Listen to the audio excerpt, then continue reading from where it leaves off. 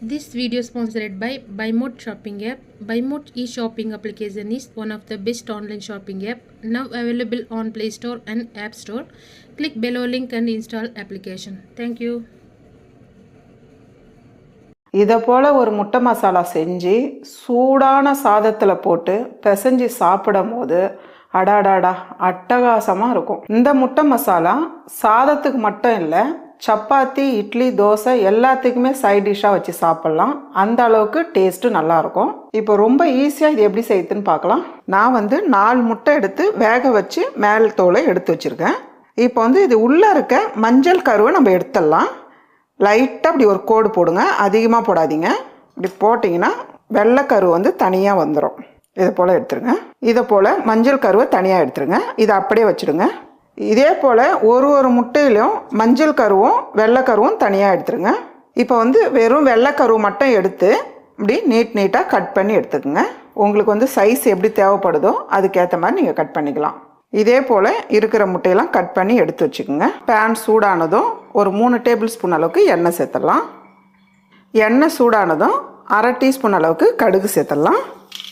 கூடவே கொஞ்சமாக ஜீரகம் சேர்த்துடலாம். ஒரு பச்சை மிளகா பொடியாக இருக்குனது இதையும் சேர்த்துடலாம்.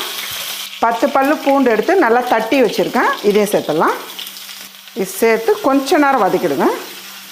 கூடவே 4 பெரிய வெங்காயம் பொடியாக நறுக்குனது இதையும் சேர்த்துடலாம். கருவேப்பிலை கொஞ்சமாக, வெங்காயம் சேர்த்து நல்லா வதக்கிடுங்கம்மா. நல்லா ஒரு டார்க் ப்ரௌனாக வரணும், அது வரலாம் நல்லா வதக்கி எடுத்துக்கோங்க. இது கூடவே 1/2 டீஸ்பூன் அளவுக்கு இஞ்சி பூண்டு பேஸ்ட்டு சேர்த்துக்கலாம். இதெல்லாம் சேர்த்து நல்லா வதக்கிடுங்க. வெங்காயம் இந்த அளவுக்கு நல்லா வதக்கி எடுத்துக்கோங்க. இப்போ அடுப்பு தீ குறைச்சிட்டு நம்ம மசாலா சேர்த்துக்கலாம். 1 டீஸ்பூன் மிளகாய்த்தூள் சேர்த்துடலாம். 1 டீஸ்பூன் மல்லித்தூள், 1/4 டீஸ்பூன் அளவுக்கு ஜீரகத்தூள் சேர்த்துடலாம்.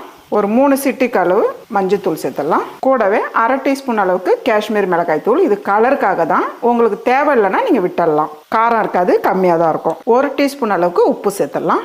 மிளகாய் தூள் வாசனை போகிற அளவுக்கு நல்லா வதக்கிடுங்க.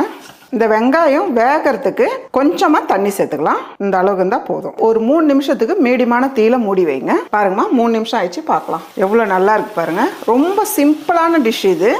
சூடான ரைஸில் போட்டு பிசைஞ்சு சாப்பிடும் போது ரொம்பவே சூப்பராக இருக்கும். அதே போல் சப்பாத்திக்கு வச்சு சாப்பிட்லாம், ரொம்ப நல்லாயிருக்கும். பாருங்கள், இப்போ நம்ம சேர்த்துருக்க தண்ணி நல்லா இழுத்துடுச்சு. அதே போல் வெங்காயம் நல்லா வெந்திருக்கு பாருங்கள். இந்த அளவுக்கு நல்லா வழவழப்பாக இருக்கணும். 1/2 டீஸ்பூன் அளவுக்கு கரம் மசாலா சேர்த்துக்கலாம். 1/2 டீஸ்பூன் அளவுக்கு மிளகுத்தூள். இது 2 சேர்த்து நல்லா பரட்டிடுங்க.